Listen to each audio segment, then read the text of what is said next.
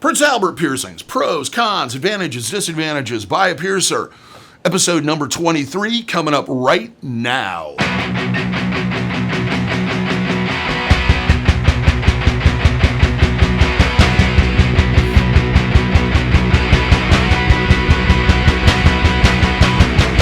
For those who are new to the channel, my name is DaVo. I'm a professional body piercer and have been since 1994. I'm the owner and operator of the Axiom Body Piercing Studio, located in Des Moines, Iowa, inside lovely Skin Kitchen. So when I'm talking about this subject, I'm talking at a level of someone who has done this piercing a number of times, helped people through the healing process, and actually has one of these myself. So this is an educated discussion. Now, I need to address this because of the nature of this particular piercing and its location. This video is solely for educational purposes. This is designed for someone that is thinking about getting this piercing and kind of wants to know more, or maybe a partner that wants to know a little bit more about the piercing before the partner gets it done. This is in no way, shape, or form encouraging people to get this done in any way, shape, or form. You need to make that decision on your own. Also, it is not graphic or sexual in any manner, shape, form. And if you're looking for that, you're in the wrong place. The other thing is if you're easily offended by descriptions of the male anatomy, especially the genitalia, then this isn't the video for you. Or if you feel like the person watching this is not of an age where they should be watching this, which means 18 and up generally.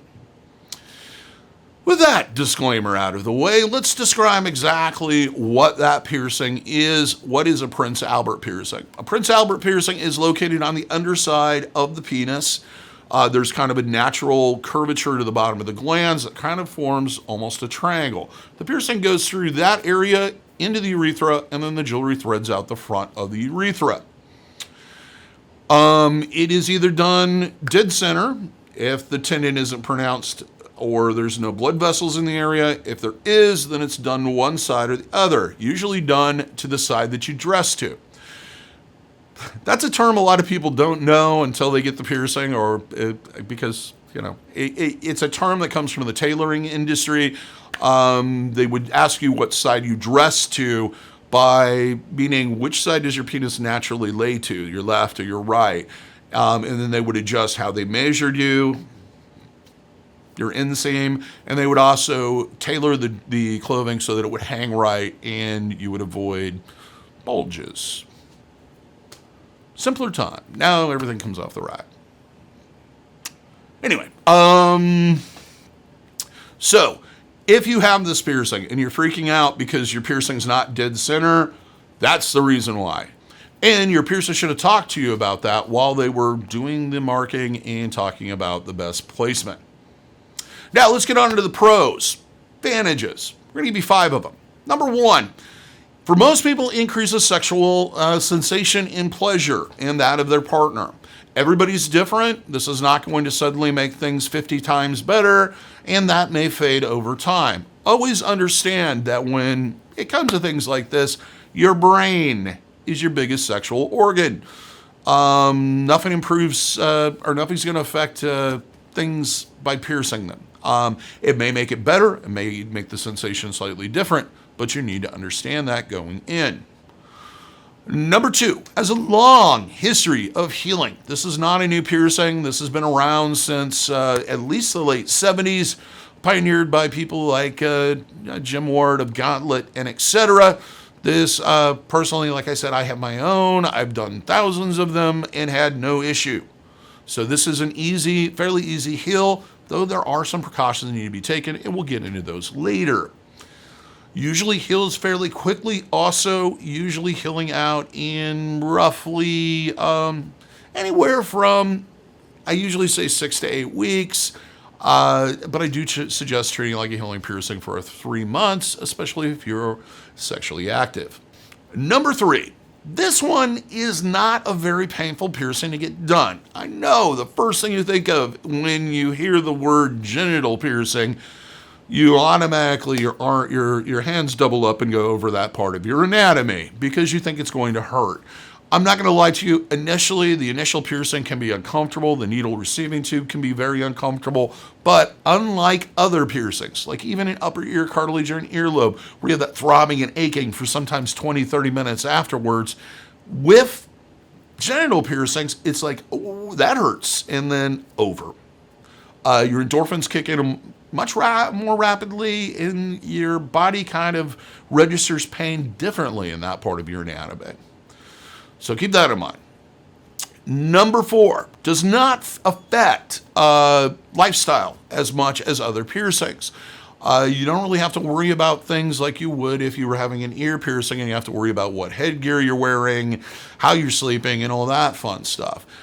This is not going to affect whether or not you can compete. This is not going to affect employment, etc. No, which gets us on to number 5. No one needs to know you have this piercing unless you tell them, or they are a sexual partner of yours, or you're at the gym, I guess, in the shower room or something. This is a piercing that if you work in a profession that's on the conservative side, or in some way they're not going to look fondly towards you having a piercing, this is a good choice because it's easy to hide. No one needs to know that you have it. Which brings us on to the cons, the disadvantages. 5 of those. Number 1, this piercing will affect how you urinate. Sorry, it just does.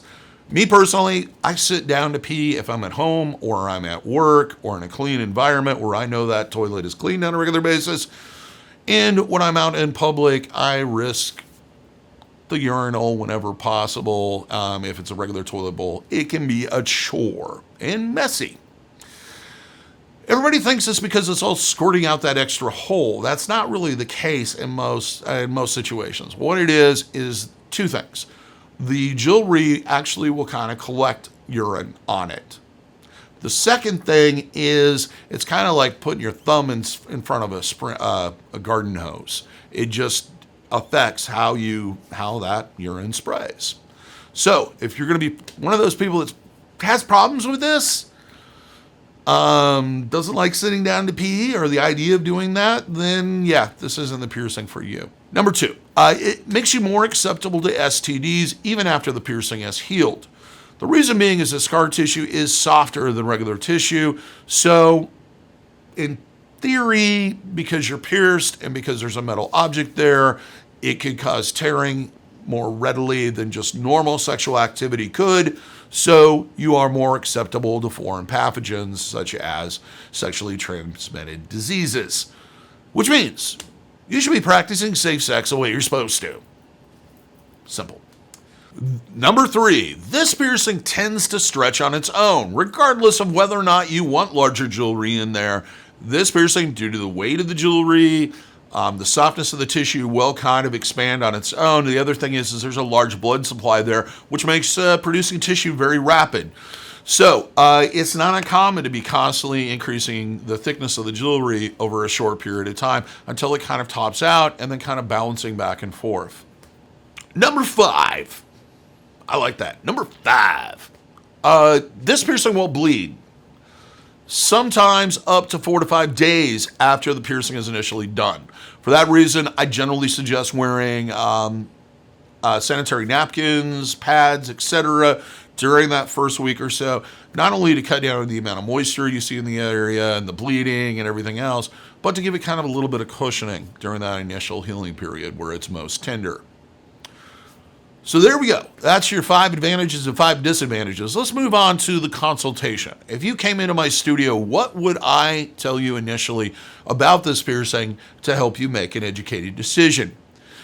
Average healing time is usually 8 to 6 weeks, as I mentioned earlier, but I suggest treating this like a healing piercing for a minimum of 3 months, in which you're going to be doing hot soaks of warm water in sea salt twice daily, or applying some type of saline spray for 10 minutes. And then cleaning at least once a day using an antimicrobial or germicidal soap twice if you feel like you've contaminated the area throughout the healing period. So, soaks in saline twice daily. Cleaning with the antibacterial or antimicrobial germicidal soap once a day. Twice if you think you made a mistake. Cross-contamination prevention. Common sense stuff. Wash your hands before you handle it. No oral contact or exchanging of bodily fluids on or around the piercing for a minimum of 6 months. That doesn't mean that you can't have sex for 6 months. That just means you need to use some type of latex barrier. I generally suggest something, condoms that have a large reservoir on the end to allow extra space for jewelry. You do want to avoid things that have spermicide, warming gels, or anything that's reactive.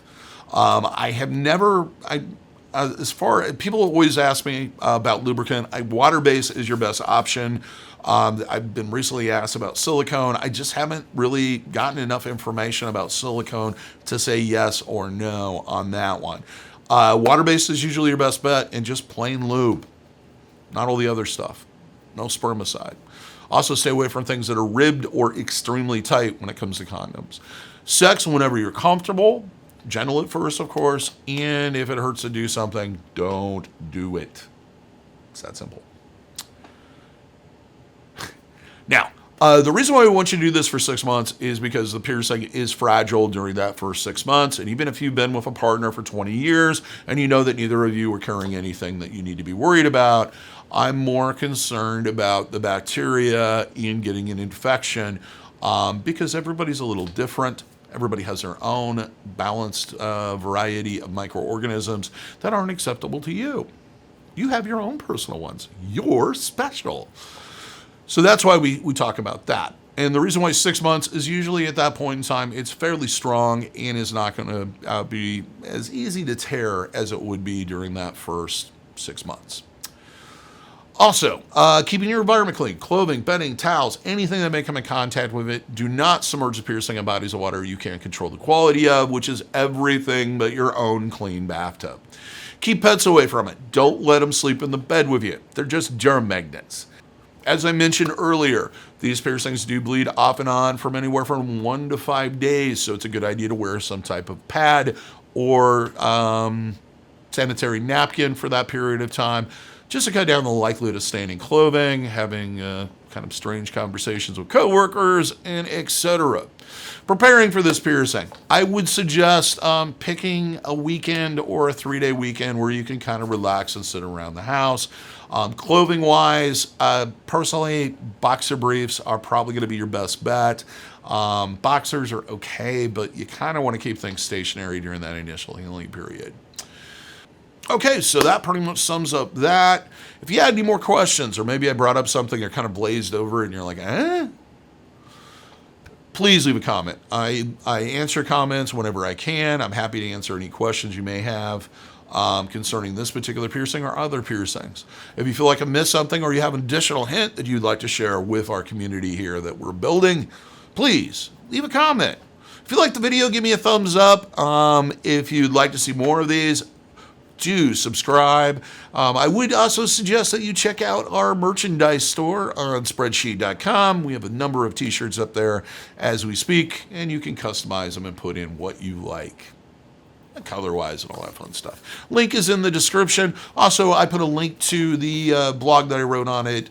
Prince Albert Piercings Beaten to Death. I do suggest you sit down and read that. There's a lot of information on there that I maybe didn't have time to cover here.